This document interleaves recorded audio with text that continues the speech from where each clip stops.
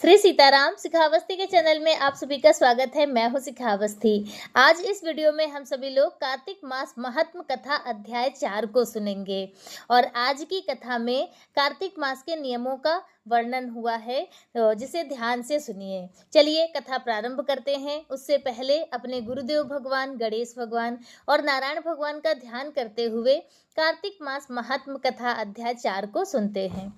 नारद जी बोले, ऐसा कहकर भगवान विष्णु ने मछली का रूप धारण किया और विंध्याचल पर्वत पर तप कर रहे महर्षि कश्यप की अंजलि के जल में जा पहुंचे। महर्षि कश्यप ने दया करके उस मछली रूपी भगवान को अपने कमंडल में रख लिया। जब मछली ने बड़ा रूप धारण किया तो उन्होंने उसे कुएं में डाल दिया। जब कुएं में भी वह समा ना सकी तो उन्होंने उसे तालाब में फेंक दिया और जब वह तालाब में ना आ सकी तो उन्होंने उसे समुद्र में डाल दिया। वह वहां पर भी बढ़ने लगी। फिर उस मत्स्य रूपी नारायण ने उस शंखासुर को मार डाला। तत्पश्चात शंख को हाथ में लेकर बद्री वन में आ पहुंचे।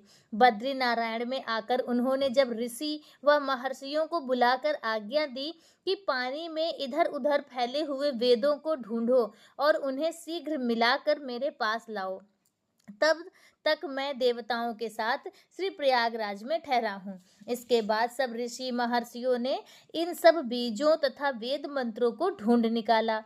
उन वेदों से जो भाग जिस ऋषि को प्राप्त हुआ वह उसी का हो गया और उसी भाग से उस दिन से वह ऋषि उसी नाम से कहलाए। सब वेदों को लेकर ऋषि महर्षि प्रयागराज में आए और उन्होंने वे सब भगवान विष्णु व ब्रह्मा जी को समर्पित कर दिया। ब्रह्मा जी वेदों को पाकर बड़े प्रसन्न हुए। उन्होंने देवताओं और ऋषियों के साथ अश्वमेघ यज्ञ किया। यज्ञ के अंत में देवता, गंधर्व, यक्ष, नाग भगवान विष्णु को दंडवत करके प्रार्थना करने लगे कि देवताओं ने कहा कि हे देव, हे जगन्नाथ, मेरे प्रभु, हमारी प्रार्थना सुनिए। हम लोगों के हर्ष का समय है, इसलिए आप हमें वरदान दीजिए। नष्ट हुए वेद पुनः श्री ब्रह्मा जी को प्राप्त हो गए। हे लक्ष्मीपति, आपकी अनुकंपा से हम देवताओं को यज्ञ का भाग मिला है। यह स्थान आपके प्रसाद से आज पृथ्वी भर में सर्व प्रधान पुण्य को बढ़ाने वाला हो, मुक्ति तथा भक्ति को प्रदान करने वाला हो, ब्रह्म हत्या आदि पापों का नाश करने वाला हो, परम पवित्र और अक्षय पुण्य फलों को देने वाला हो। यह वरदान आप हमें आज दीजिए। भगवान विष्णु ने कहा कि जो कुछ आप लोगों ने कहा है वह मेरा भी ध्येय है।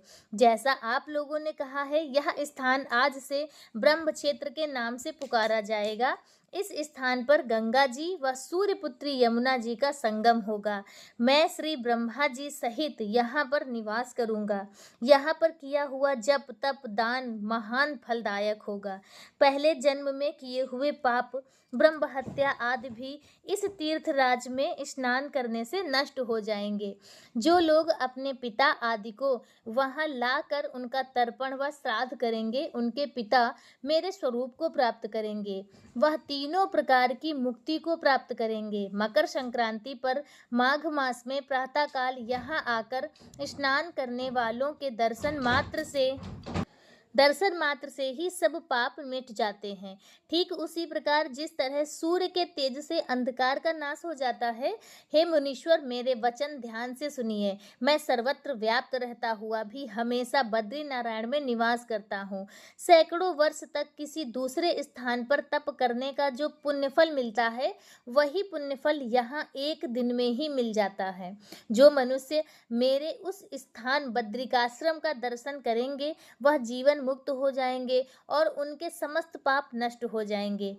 सूत जी बोले, ऐसा कहकर भगवान विष्णु अंतर्ध्यान हो गए और देवतागण भी अपने अंशों को वहीं छोड़कर चले गए। जो मनुष्य इस कथा को श्रद्धा पूर्वक सुनते हैं वह श्री प्रयागराज व बद्रिकाश्रम जाने व वहां पर स्नान करने के समान पुण्यफल प्राप्त करते हैं।